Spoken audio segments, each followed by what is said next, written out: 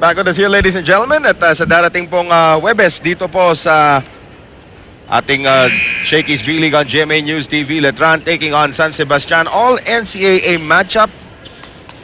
Pagpasok naman natin dito sa ating second set, nanalo pong koponan ng NU sa ating first set, 25-14.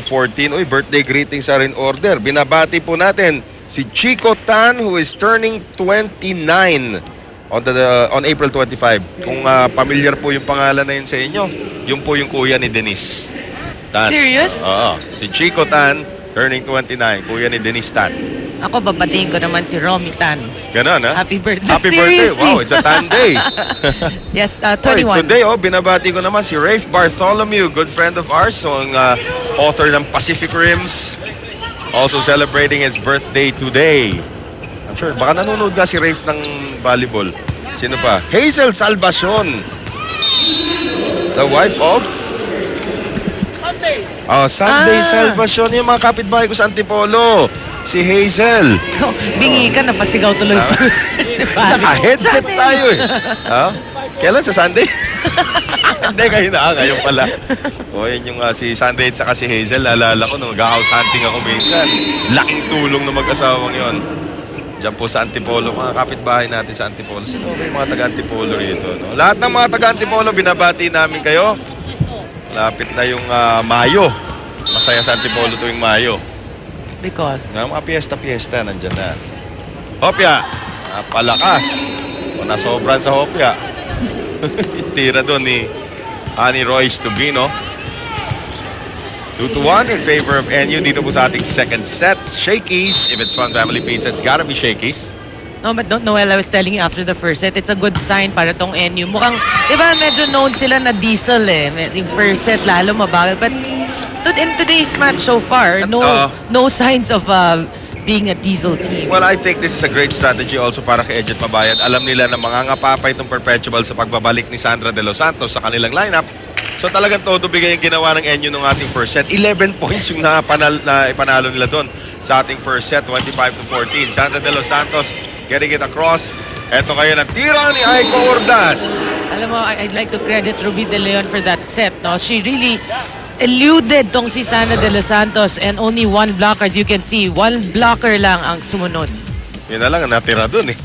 Naubos na ni Ruby sa kakasunod yung iba. Eto ngayon si Dindin Santiago once again. 2 service aces already under her name. Wow, good serve. And that's a third one coming from Dindin. Yung mga right on cue. Diba? Right on cue na mga papuri. 5-1. Axel is the official outfitter ng Shakey's V-League. Dindin Santiago. Yeah, but itong si Dindin actually, although hindi siya 100%, pero I'm sure she's very consistent in terms of serving. Yun nga sinasabi natin, yung service ni Dindin Santiago is probably the most underrated facet of her game. Combination, Seaman Dadang! So again, NU enjoying themselves. Bakit hindi? You know, Ruby De Leon, again, walang blocker. Di ba yung practice That's na? right. Saka tuwan-tuwa ito si Dadang. Ito nakakatuwa sa player na to, Seaman Dadang. She gets a point, she's very excited about it.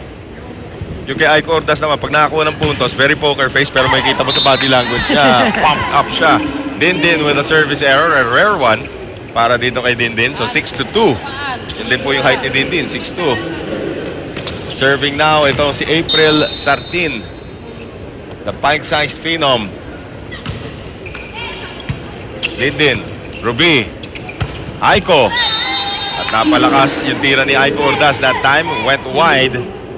Actually, sobrang kabig. Oo. Kapag sobrang kabig, matatama mo yung bangketa. 6-3. Sartin. Nice serve. Ruby. Jaja. Inapiran na lang yung bola. Baba eh. Nice drop shot there from the back line coming from April Sartin. That's right, very smart. Top spin lang, off speed to the center. Pati si Jeneline Reyes, medyo nagulat to. Oo. Ayan, si Jen Reyes. Naku, pag naumpisahan na natin yan mamaya. Hanap muna tayo na isang heroic incident para dito kay Jen Reyes. As Aiko, or make that Seaman Dadang getting that one through again. Reyes out. Pablo back in front. This is a strong lineup para tong This is a NU. strong team. Yeah. Itong kuponan ng NU. So, leads very many people to think na bakit fourth place lang ang nakuha nila. Well, number one, kalaban mo kaagad ang Lasal sa Final Four. That's already a tough assignment as Jane Diaz scores. But just to get to the Final Four, na wala si Jaja, wala si Rubia dun sa lineup na Yes, yun. yes. Just to get to the Final Four is just phenomenal already for a school that has never gone past. Best finish nila was what? 7th place? Yeah. 6th place? No, but you have to understand, no? Yung game nila versus Sal, it went 5 sets. So, The first one. The first one. Yeah, the first one in So, January. Yeah. kahit pa paano, kaya, I mean, lumalaban sila.